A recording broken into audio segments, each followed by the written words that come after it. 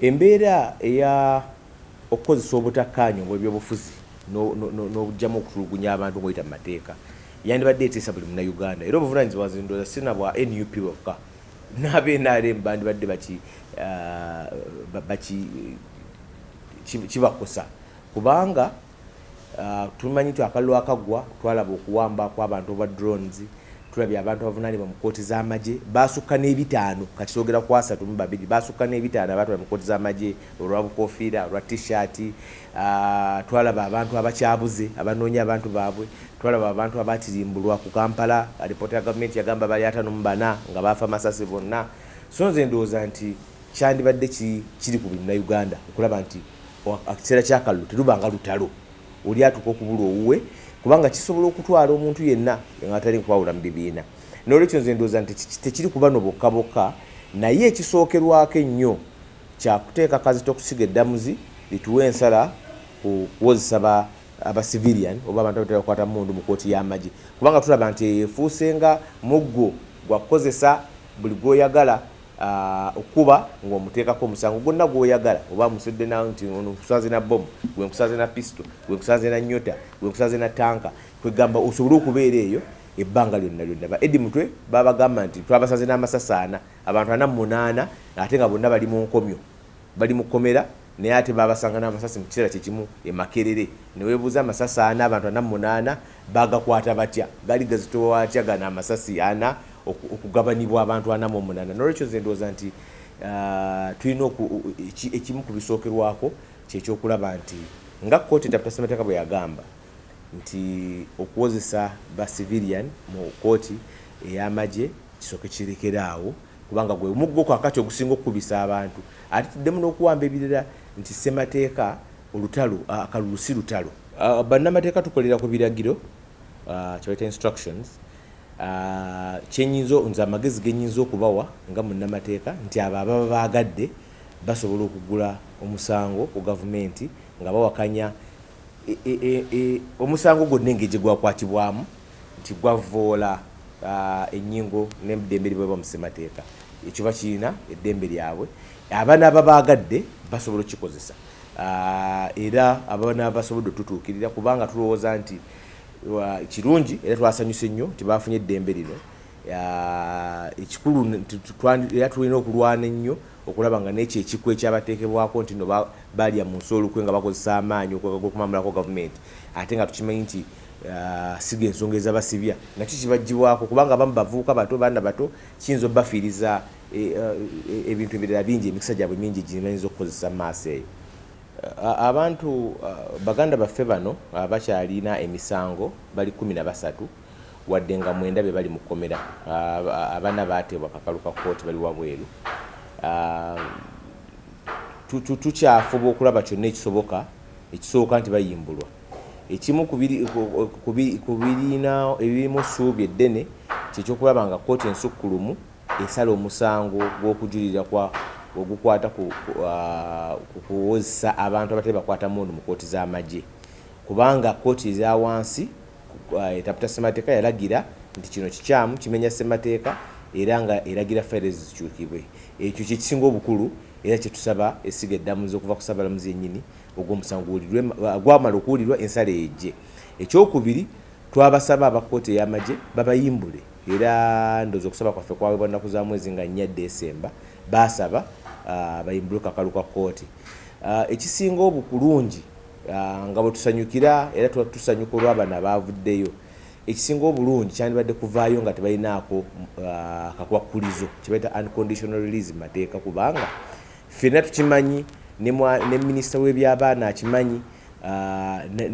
n'ababasiba bakimanyi nti abantu bano tebazza musango era bakimanyi nti nkayana za byabufuzi abantu bano basasudde omuwendo munene babaddeyo emyaka gino gyonna bafiiriddwa ebintu byabwe tewaliiwo kintu kyoyinza bbawa kizaawo obulamu bwabwe ne bobawa obusente ne bobawa ki tewaliiwo kiyinza kuzzaawo emyaka gye bafiiriddwa n'olwekyo ekikulu kitwandusabye nti bayimbulwe amwenda abasigaddeyo era ne bano abaateereddwa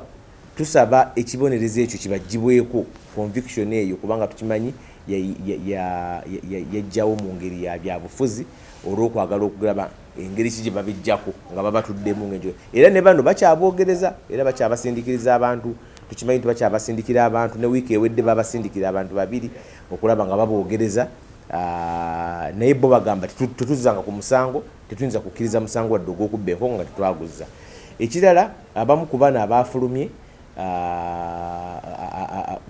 amagezi nago ge tubawa nti oba oli awo okulaba nga okufuna ekiragiro kya kkooti taputa ssemateeka okutwala ebintu bino engeri omusango guno engeri gye gukwatiddwamu gwonna kubanga tulowooza nti gwali guvoola ebintu mu ssemateeka ebiweebwa bingi ku ki ssemateeka kyayita emusango ogulina okubeera okuwulirwa kyebayita fair trial nti bingi ebyaliwo okutuukirira ddala ku kino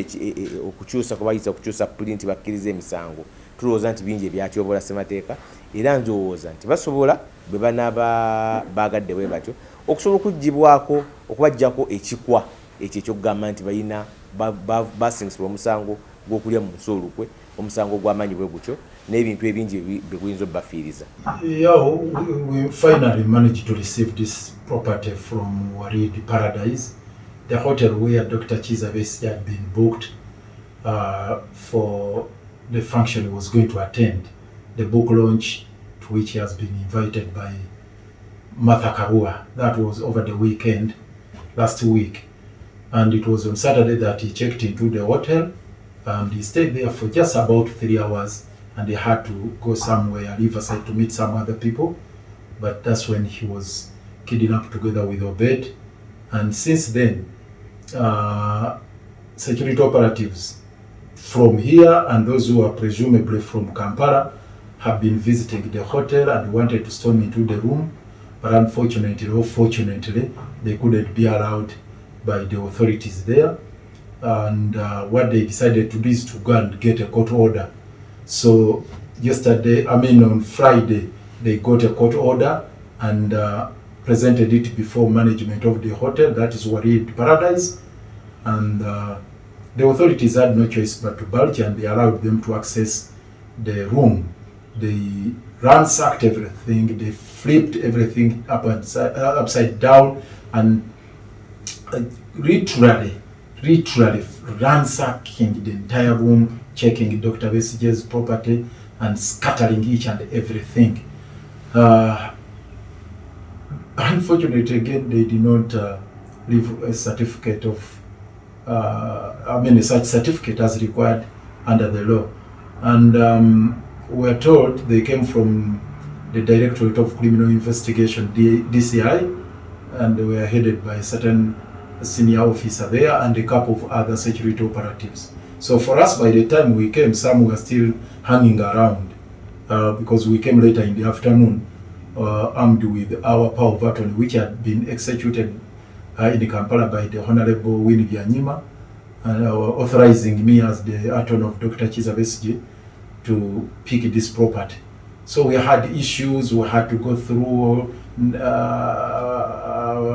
lots of meetings and engagements, discussions, debate and whatnot. They raised quite a number of issues, but eventually they conceded and allowed us access the premises, rather the room. We found it in a very, very deplorable state and very disorganized. Everything strewn all over the room, and we had no choice but to keep gathering each and everything and recorded all the items in an inventory that was signed by management and myself. I was with a team of lawyers from ICJ, headed by their chairman and other lawyers. We also had the head of the Rule of Law Committee of the East African Law Society, that is Evans Ogada, and also a couple of other lawyers. It was a solid and formidable team of lawyers that accompanied me to the premises there.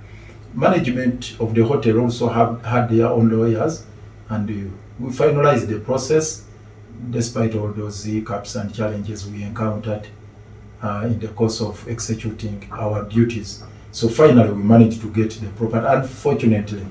they denied us access to Obed Lutare's room because we didn't have a powers of attorney from any of his relatives or anybody authorized to do so. So that remained pending. We shall pursue it at a later stage. So we have had a couple of other engagements with the other senior leaders here in Kenya, and we have lined up a number of legal issues we are going to handle. So in due course, we shall be letting you know on the next course of action. We thank you. We thank all the teams of lawyers that have assisted us in this particular regard, including Pan-African Law Society, including Pan-African Lawyers Union, who are equally very, very supportive of this process, Martha Karua, James Orengo, and a couple of other senior leaders.